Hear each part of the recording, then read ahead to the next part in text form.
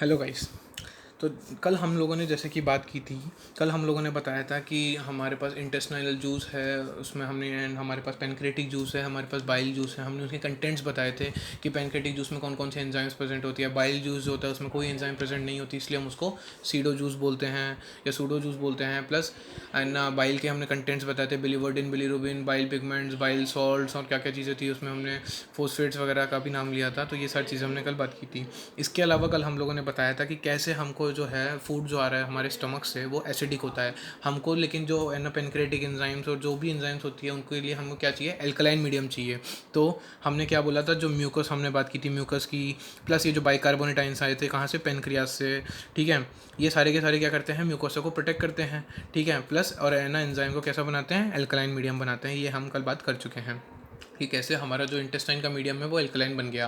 ठीक है, प्लस हमने बताया ब्रूनर्स ग्लैंड भी इसमें हेल्प करता है। तो अब आज हम आगे कंटिन्यू करेंगे। अब कल हमने कुछ बात की थी एंजाइम्स का, जैसे कि कल अगर मैं देखूँ तो ये देखिए यहाँ पे हमने कुछ बात की थी, ये हमारी थी पेनक्रेटिक एंजाइम्स का। तो आज हम इनका रोल पढ़ेंगे, पेनक्रेटिक की, जो हमने इंटेस्टाइनल की, या जो भी हमने एंजाइम्स की बात की थी, आज हम उनका रोल पढ़ने जाएंगे कि कैसे वो एंजाइम्स कहाँ कहाँ यूज़ आती है। तो सबसे पहले मैं बात करूँ, ठीक है, पेनक्रेटिक, हम अभी पेनक्रेटिक जूस की बात कर रहे हैं। ठीक है, अब पेनक्रेटिक जूस में हमने कई एंजाइम्स देखी थी।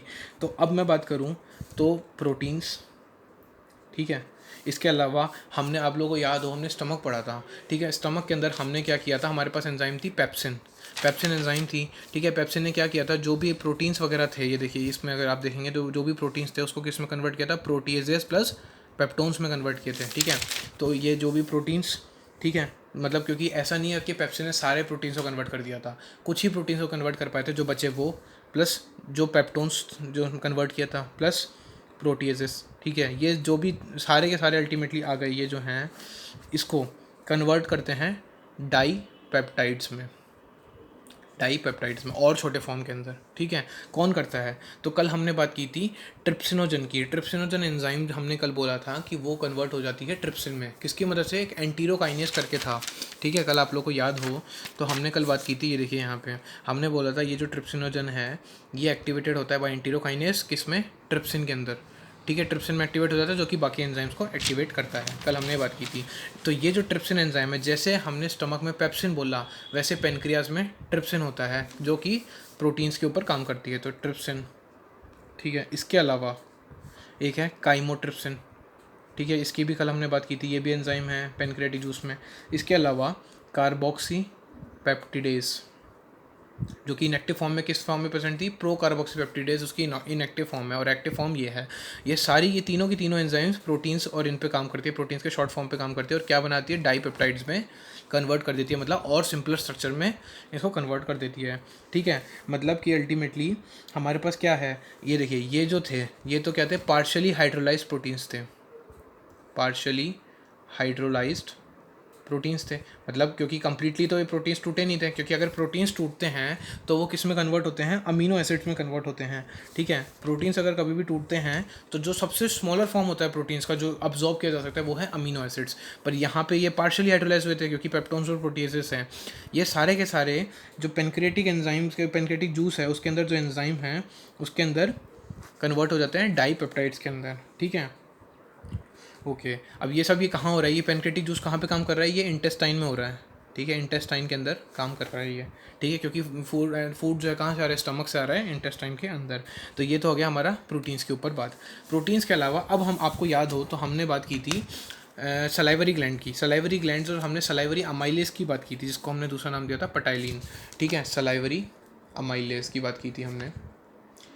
ये एंजाइम क्या कर रही थी, ये एंजाइम कन्वर्ट कर रही थी स्टार्च को माल्टोज में। ये हम बात कर चुके हैं, माल्टोज क्या था, एक डाइसैकेराइड था, और ये था एक पॉलीसैकेराइड।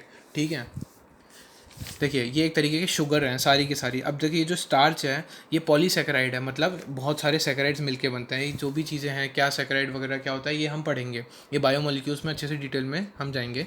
अभी आप लोग इतना याद रखिए, स्टार्च एक पॉलीसैकेराइड है जिसको डाइसैकेराइड में कन्वर्ट किया गया था हमने सलाइवरी अमाइलेज के थ्रू, जो कि pH 6.8 पे काम करती है। लेकिन वही बात, यहाँ पे सारी स्टार्च कन्वर्ट नहीं की थी हमने माल्टोज में, सिर्फ और सिर्फ 30% स्टार्च कन्वर्ट की थी। ठीक है, बाकी एज इट इज़ पूरी आई थी। अब हमने जैसे स्टमक में तो स्टार्च के लिए कोई एंजाइम थी नहीं, तो स्टमक के अंदर जो स्टार्च थी वो एज इट इज़ बिना डाइजेस्ट हुए स्मॉल इंटेस्टाइन में चली गई। अब क्या होता है, वही पेनक्रियाटिक जूस में हमने एक एंजाइम का नाम है पेनक्रियाटिक अमाइलेज। जैसे सलाइवरी अमाइलेज थी वैसे पेनक्रियाटिक अमाइलेज। ठीक है, तो पहले तो मैं तो है ना वो ये भी क्या काम करती है, ये भी स्टार्च के ऊपर एक्ट करती है। ये क्या करती है, ये भी वही स्टार्च को कन्वर्ट करती है डाइसैकेराइड के अंदर, विच इज़ माल्टोज में कन्वर्ट कर देती है। Starch converted into maltose by pancreatic amylase. अब इनमें फ़र्क क्या है, क्योंकि क्वेश्चन कभी कभी आ जाता है कि what is the difference between salivary amylase and pancreatic amylase. ठीक है, तो पहला फ़र्क तो ये है कि सलाइवरी अमाइलेज सलाइवा में मिलती है और पेनक्रियाटिक अमाइलेज पेनक्रियाज में मिलेगी। ठीक है, प्लस अब ये जो है सलाइवरी अमाइलेज ये कहाँ पे काम कर रही है, ये माउथ में काम कर रही है, जबकि जो पेनक्रियाटिक अमाइलेज है वो इंटेस्टाइन पे काम कर रही है, इंटेस्टाइन के अंदर। ठीक है, अब पीएच की बात करूँ तो सलाइवरी अमाइलेज को कैसा पीएच होता है, 6.8, मतलब स्लाइटली एसिडिक बोल सकता हूँ मैं। ठीक है, क्योंकि 7 न्यूट्रल होता है तो इसको 6.8 चाहिए, जबकि ये जो है ये एल्कलाइन पीएच पे काम करती है। मतलब अब मैं बोल सकता हूँ इसको, इसका जो पीएच होता है वो करीबन 8 के आसपास होता है, तो पीएच में डिफरेंस आ गया। तो ये आपका बेसिक डिफरेंस आ जाएंगे सलाइवरी अमाइलेज और पेनक्रियाटिक अमाइलेज के अंदर। ठीक है, इसके अलावा और कौन सी एंजाइम्स हैं, इसके अलावा जो फैट्स हैं। ठीक है, फैट्स के लिए लाइपेज, हमने बोला था लाइपेज एंजाइम भी थी। लाइपेज एंजाइम फैट्स के लिए होती है, किसमें कन्वर्ट कर देती है उसको, डाइग्लिसराइड्स में।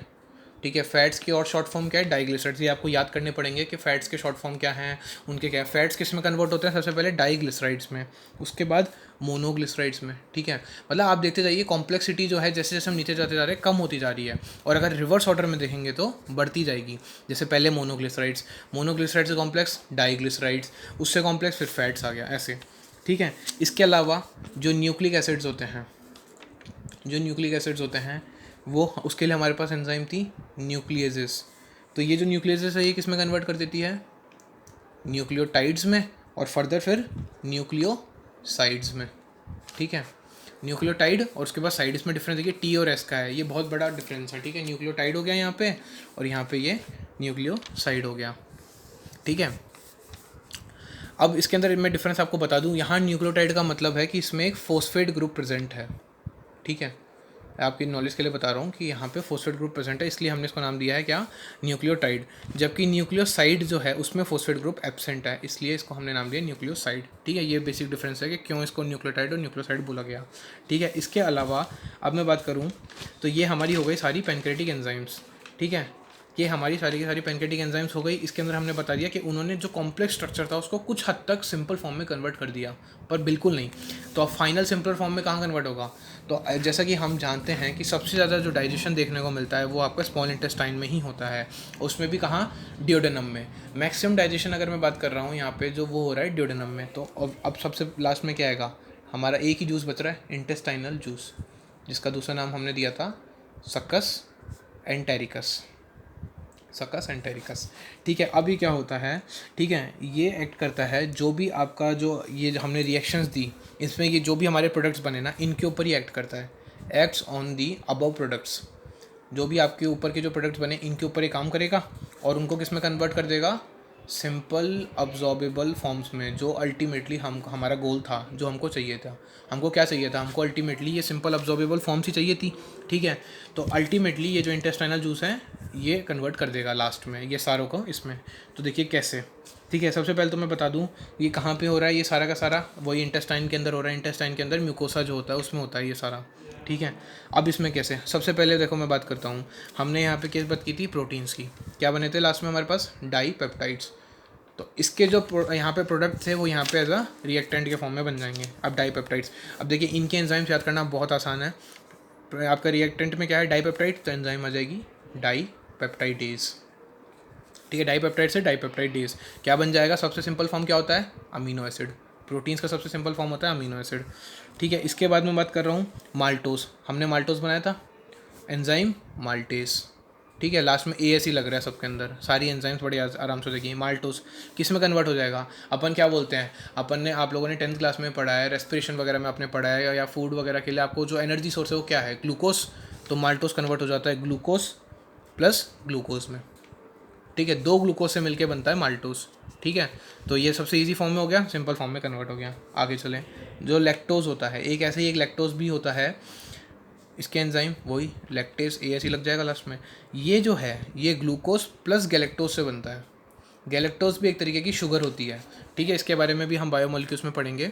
ग्लूकोज प्लस गैलेक्टोज से लैक्टोज बनता है। इसके अलावा सुक्रोज, सुक्रोज का नाम आपने सुना ही होगा। गन्ना, जो गन्ना होता है, शुगर केन जो होता है उसमें सुक्रोज प्रेजेंट होता है, ठीक है। सुक्रोज वही सुक्रेस, ASE लग जाएगा लास्ट में। एंजाइम का नाम याद करना है, ये वालों में जो इंटेस्टाइनल जूस की जो एंजाइम्स हैं उनको याद करना बहुत आसान है।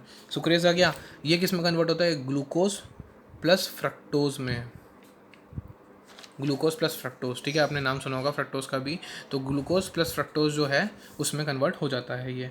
इसके बाद हमने क्या बनाया था यहाँ पे, हमने न्यूक्लियोटाइड्स और न्यूक्लियोसाइड्स बनाए थे। तो ठीक है, न्यूक्लियोटाइड्स जो थे, ठीक है, हमने यहाँ पे बताया नहीं था न्यूक्लियोसाइड्स में कैसे बने थे, तो अभी बता देते हैं। ये बने थे न्यूक्लियोसाइड्स में with the help of nucleotidase, वही लास्ट में ASE लग जाता है, ठीक है। तो एंजाइम याद रखने में कोई दिक्कत नहीं है, बस आपको ये रिएजेंट्स, ये जो आपके जो हैं स्टार्टिंग के जो हैं रिएक्टेंट, ये याद होने चाहिए। अब न्यूक्लियोसाइड को हमने सबसे ना क्या बोलते हैं सिंपल फॉर्म में बनाना है, तो किस में, शुगर्स प्लस बेस। कैसे बनेगा, वही न्यूक्लियोसाइडेज, ASE लग जाएगा लास्ट में, और ये सबसे सिंपलर फॉर्म होता है। और न्यूक्लियोटाइड हमने बताया, न्यूक्लियोटाइड में एक फोस्फेट ग्रुप एक्स्ट्रा होता है बस, ठीक है। इसके अलावा एक और बच रहा है, हमने यहाँ पे बनाया था ये डाईग्लिसराइड्स और मोनोग्लिसराइड्स, ठीक है।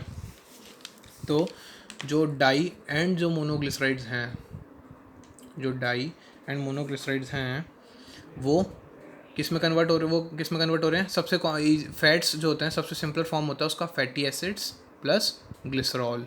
ये फैट्स का सबसे इजीली एब्जॉर्बेबल फॉर्म है, किसके through, lipase, as it is lipase के थ्रू। फैट्स के लिए हमेशा एक एंजाइम होती है विच इज़ लाइपेज, बाकी सबके एंजाइम्स आपने देख ही लिया, मैंने आप लोगों को बता दिया है। ये आपका इंटेस्टाइनल जूस था, ठीक है, ये समझ में आ गया। तो ये हमारी एंजाइम थी। इसके अलावा अब मैं बात करूँ अगर, तो देखिए अब ऐसा है कि हमने बोल दिया कि ये सारे के सारे क्या थे, बायो मैक्रोमोलिक्यूल्स थे। ऑब्वियसली बात है, बायो मैक्रोमोलिक्यूल्स थे जिसको हमने कन्वर्ट किया माइक्रोमोलिक्यूल्स में। ये बायो मैक्रोमोलिक्यूल्स कहाँ पे कन्वर्ट हुए, ड्यूडेनम में। हमने बोला ड्यूडेनम में कौन सा जूस था, इंटेस्टाइनल जूस आया, ठीक है। किस में कन्वर्ट हुए, अल्टीमेटली सिंपलर सब्सटेंसेस में कन्वर्ट हो गए, ठीक है। ये कन्वर्ट हो गए आपके सिंपलर सब्सटेंसेस में। अब ठीक है, ये अब्जॉर्ब कहाँ होंगे, अब ये हमने डाइजेस्ट तो कर लिए सारे के सारे सिंपलर सब्सटेंस। अब now these are absorbed in, now these are absorbed, क्योंकि डाइजेशन के बाद हमने चैप्टर का नाम अगर आपको याद हो तो डाइजेशन एंड अब्जॉर्प्शन है, तो डाइजेशन हमने पूरा कंप्लीट कर लिया। अब हम अब्जॉर्प्शन की बात करेंगे। तो ये अब्जॉर्ब कहाँ पे होंगे, इन ड्यूडेनम के बाद क्या है स्मॉल इंटेस्टाइन के, जेजुनम एंड इलियम, ठीक है। ड्यूडेनम में डाइजेशन हुआ, जेजुनम और इलियम में होता है अब्जॉर्प्शन। तो ये भी स्मॉल इंटेस्टाइन के पार्ट है। तो ड्यूडेनम के बाद जेजुनम और इलियम पार्ट के अंदर क्या होता है, अब्जॉर्प्शन होता है, ठीक है। अब यहाँ पे अब्जॉर्प्शन हो गया, तो एक बार ओवरव्यू चल रहा है अभी कि यहाँ पे हम अभी अब्जॉर्प्शन के बारे में हम डिटेल में डिस्कस नहीं कर रहे, वो हम अगले लेक्चर में करेंगे, ठीक है। अब्जॉर्प्शन हो गया। अब अब्जॉर्प्शन के बाद अब ऐसा तो है नहीं कि सारी चीज़ें अब्जॉर्ब हो जाएंगी, कुछ वेस्ट भी बचता है, ठीक है। तो जो अनडाइजेस्टेड है, जो डाइजेस्ट नहीं हो पाया, और जो अनअब्जॉर्ब्ड है, जो अब्जॉर्ब भी नहीं हो पाया, वो जो सब्सटेंसेस होंगे वो कहाँ जाएंगे, वो अल्टीमेटली जाएंगे लार्ज इंटेस्टाइन में जाएंगे। जो सब्सटेंसेस ना तो डाइजेस्ट हो पाएंगे और ना अब्जॉर्ब हो पाए, वो कहाँ जाएंगे, लार्ज इंटेस्टाइन में जाएंगे, ठीक है। अब लार्ज इंटेस्टाइन में कोई भी डाइजेस्टिव एक्टिविटी नहीं होती। जो डाइजेस्टिव एक्टिविटी है वो हमारी सिर्फ और सिर्फ स्मॉल इंटेस्टाइन के अंदर ही होती है, इसमें कोई भी डाइजेस्टिव एक्टिविटी नहीं होती। तो लार्ज इंटेस्टाइन में होता क्या है, मतलब फंक्शन क्या होगा लार्ज इंटेस्टाइन का, तो देखिए, तो इसके फंक्शन जो है लार्ज इंटेस्टाइन के वो देख लेते हैं एक बार हम।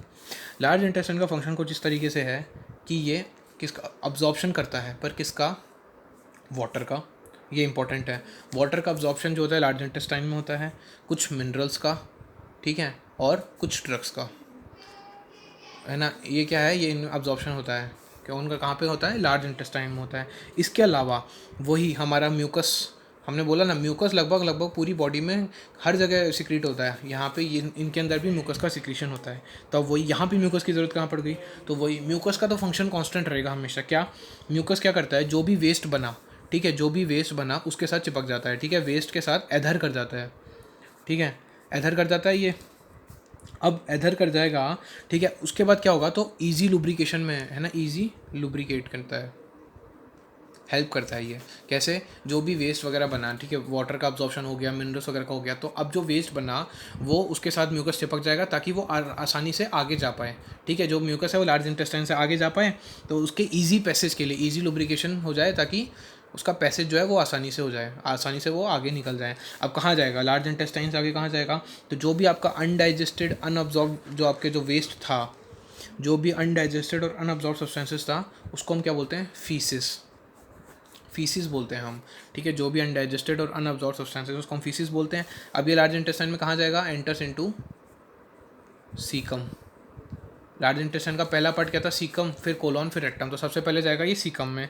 ठीक है, सीकम में जाएगा। अब सीकम में कैसे पहुंचेगा ये? तो देखिए, एक वॉल्व होता है। अभी तक हम जो बात कर रहे थे, हमने स्फिंक्टर्स की बात की थी कि हमने गैस्ट्रोइसोफेजियल स्फिंक्टर बोला था, हमने पाइलोरिक स्फिंक्टर बोला था। तो वो स्फिंक्टर्स क्या होते हैं? उनमें तो ऐसा होता है जैसे आपने वॉमिटिंग आती है कभी किसी को, तो ऐसा होता है ना, उसमें खाना वाना बाहर आ जाता है। तो स्फिंक्टर्स में ऐसा होता है कि दोनों तरफ जा सकता है। नॉर्मली तो ऐसा बोलते हैं हम, ईसोफेगस से स्टमक की तरफ ही आना चाहिए फूड। ठीक है, लेकिन कभी कभार ऐसा कुछ कंडीशन हो जाती है जो अभी हम पढ़ेंगे आगे नेक्स्ट लेक्चर्स में, कि जिसकी वजह से क्या होता है, फूड जो है वो पीछे चला जाता है, वो स्फिंक्टर्स में। लेकिन यहाँ पे सीकम में क्या होता है? वॉल्व प्रेजेंट होता है, इलियोसिकल वॉल्व। अब इसका नाम कैसे पड़ा? तो देखिए, लास्ट स्ट्रक्चर क्या था स्मॉल इंटेस्टाइन का? Duodenum, jejunum, ilium. तो इलियम लास्ट स्ट्रक्चर था स्मॉल इंटेस्टाइन का, और लार्ज इंटेस्टाइन का पहला स्ट्रक्चर क्या था? सीकम। तो इलियोसिकल वॉल्व। अब वॉल्व क्या करता है? वॉल्व वो एक चीज़ होती है, मतलब आप कनेक्शन बोल सकते हो दो चीज़ों में, जो कि फूड को या जो भी कोई भी चीज़ को वो आगे जाने देता है, पीछे नहीं आने देता। जैसे आपने हार्ट में पढ़ा होगा ट्राइकस्पिड वॉल्व, हार्ट में आपने पढ़ा होगा ट्राइकस्पिड वॉल्व।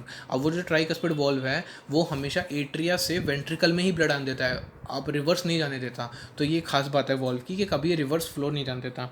अब क्योंकि इलियोसिकल वॉल्व है, तो है ना, जो भी फीकल वेस्ट है उसको रिवर्स नहीं जाने देता, फीकल वेस्ट को कभी भी बैक फ्लो नहीं होने देता। ठीक है, ये फ़र्क होता है स्फिंक्टर और वॉल्व के बीच में, कि स्फिंक्टर से फिर भी एक बार दोनों तरफ जा सकता है जो भी सामान है, पर वॉल्व से सिर्फ एक तरफ ही जाता है, पीछे नहीं जाता, कभी भी आगे ही जाता है। ठीक है, ये समझ में, यहाँ तक का हमारा ये क्लियर हो गया। हमने पूरा डाइजेशन बता दिया किस तरीके से होता है फूड का, और हमने आगे बात की कि जो भी आपका अब्जॉर्प्शन हमें डिटेल में पढ़ना है। उसके अलावा हमने बात की कि अब्जॉर्ब भी जो नहीं होंगी, जो चीज़ें अब्जॉर्ब नहीं होंगी, जो डाइजेस्ट भी नहीं होगी, वो अल्टीमेटली लार्ज इंटेस्टाइन में जाएगी, और लार्ज इंटेस्टाइन से कैसे होते हुए कहाँ जाती है, ये हम बात कर चुके हैं उनके बारे में। सीकम में गई, सीकम से फिर कोलोन में जाएगी, फिर रेक्टम, रेक्टम के अंदर ये रहती है। ठीक है, रेक्टम के अंदर ये कुछ समय तक रहती है। कहाँ पे? अब ये हमने बोला कि सीकम में गई, सीकम से ये अल्टीमेटली रेक्टम में जाएगी, टिल कब तक? Till defecation, till defecation. ठीक है, हाँ, मतलब जब तक ये बाहर ना निकल जाए, ठीक है, डेफिकेट ना हो जाए, हम एक्सक्रीट ना कर दें, तब तक ये रेक्टम में स्टोर रहती है। तो rectum as a temporary storage बोल सकता हूँ मैं इसको, रेक्टम को एज अ टेम्प्रेरी स्टोरेज। ठीक है, ये हो गया यहाँ पे। तो आज के लिए इतना ही काफ़ी है। कल हम आगे कंटिन्यू करेंगे कि किस तरीके से जो है हमने जैसे कि हम कल क्या पढ़ेंगे उसको मैं ओवरव्यू देता हूँ। कि हमने अभी तो जीआईटी ट्रैक्ट पढ़ा, उसमें हमने बोला कि बहुत सारे ये हमने क्या निकाले, सिक्रीशन से, इंटेस्टाइनल जूस था, पेनक्रेटिक जूस था। तो ये सब है ना फूड निकलने पे ही क्यों आए, मतलब ऐसा ऐसा क्यों नहीं है कि पूरे दिन, ये तो पूरे दिन निकलने चाहिए, लेकिन कुछ ऐसा मैकेनिज्म है ये जो कि तभी एक्टिवेट होता है जब फूड हम देखते हैं या खाते हैं। ठीक है, जैसे कि एक एग्जांपल मैं आपको दूं, तो जैसे अगर आप है ना फूड के बारे में सुन भी लेते हैं या अगर आप फूड को देख भी लेते हैं, तो भी एक लार टपकती है ना, जिसको हम बोलते हैं सलाइवा निकलता है। तो वो क्यों होता है, तो वो सब की बात हम कल अगले लेक्चर में करेंगे। आज के लिए इतना ही।